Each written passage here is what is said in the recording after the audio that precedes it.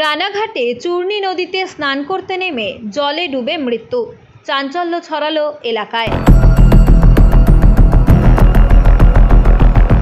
রানাঘাটে ব্রিজের নিচ থেকে এক ব্যক্তির মৃতদেহ উদ্ধারকে ঘিরে এলাকায় চাঞ্চল্য ছড়িয়ে পড়ে।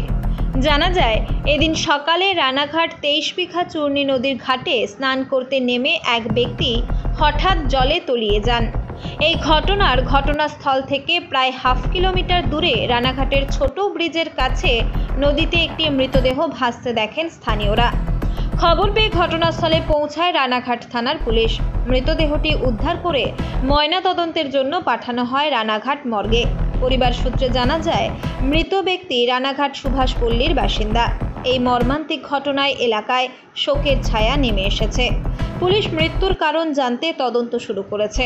স্থানীয়রা জানিয়েছেন, চূর্ণী নদীর ওই অংশে প্রবল স্রোত থাকায় স্নান করতে নামা বিপজ্জনক।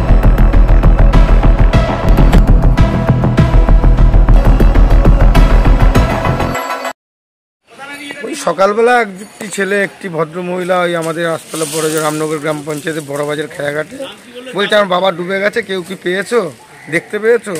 তখন আমার কাছে খবর গেল যে ছোটো ব্রিজের এখানে একটা বডি ভাসছে নদীতে। তখন এখানে পাঠালাম, এসে দেখলাম পুলিশ প্রশাসন এসছে। তা বডি তোলার পরে ওরা শনাক্ত করতে পেরেছে যেটা ওনার বাবা। শুনলাম আমাদের রামনগর পঞ্চায়েতে ওই সুভাষপল্লীতে ওনার বাড়ি 23 বিঘা ঘাটে উনি সকালবেলা চান করতে গিয়েছিল। তারপরে এখানে ওনার বডি পাওয়া যায়। মানে স্নান করতে গিয়েছিল 23 বিঘা ঘাটে, আর পাওয়া গেল হচ্ছে চেয়ারম্যানের বাড়ির সামনে, একদম পালচৌধুরী স্কুল ঝুলন্ত ব্রিজ চূর্ণী নদীর এখানটায়।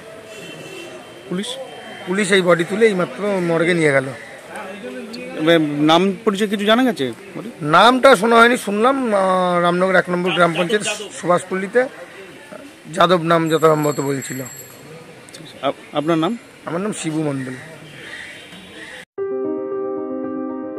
এই গরমে একটু স্বস্তি পেতে আজই আসুন মন জিনিসে, যেখানে একই ছাদের তলায় পেয়ে যাবেন 100-র বেশি ভ্যারাইটিস আইসক্রিম সহ কেক, পেস্ট্রি, বার্গার এবং বিভিন্ন মুখরোচক খাবার।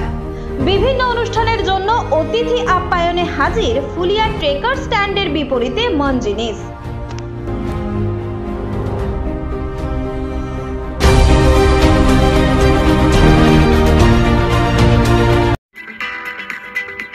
এই খবরটি নিবেদন করছেন দাস এন্টারপ্রাইজ। এখানে সুলভ মূল্যে পেয়ে যাবেন বিভিন্ন নামি দামি কোম্পানির ইট, বালি, সিমেন্ট সহ বাড়ি তৈরির সামগ্রী। ঠিকানা ফুলিয়া এক্সিস ব্যাংকের পাশে। প্রোপাইটার শিপন দাস।